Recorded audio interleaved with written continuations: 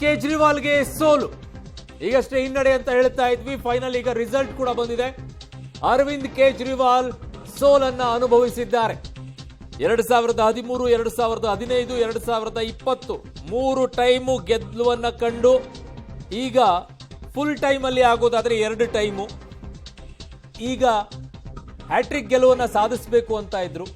But ಅದು ಸೋಲನ್ನ ಕಂಡಿದ್ದಾರೆ. But hat trick ಆಗಿದೆ ಅವ್ರದ್ದು 2013 ಜೊತೆಗೆ 2015, 2020 ಇವೆರಡೂ ಕೂಡ ಈಗ ಸೋಲನ್ನ ಅನುಭವಿಸಿದ್ದಾರೆ. ಶೀಲಾ ದೀಕ್ಷಿತ್ ಅವರನ್ನು ಕೂಡ ಸೋಲಿಸಿ ಗೆದ್ದು ಬಂದಂತ ಅರವಿಂದ್ ಕೇಜ್ರಿವಾಲ್ ಅದೇ ಕ್ಷೇತ್ರದಲ್ಲಿ ಈಗ ಅವರು ಕೂಡ ಸೋಲನ್ನು ಅನುಭವಿಸಿದ್ದಾರೆ. ನ್ಯೂ ಡೆಲ್ಲಿ ಕ್ಷೇತ್ರದಲ್ಲಿ ಗೆದ್ದು ಬೀಗಿದೆ ಬಿಜೆಪಿಯ ಪರಮೇಶ್ ವರ್ಮಾ ಅವರು. ಸೊ ಬಿಜೆಪಿಯಲ್ಲಿ ಗೆಲುವನ್ನ ಕಂಡಿದೆ. ಪರಮೇಶ್ ವರ್ಮಾ ಸಂಸದರು ಕೂಡ ಆಗಿದ್ರು. ಈಗ ಅವರಿಗೆ ಅಖಾಡದಲ್ಲಿ ಇಳಿಸಿದ್ರು.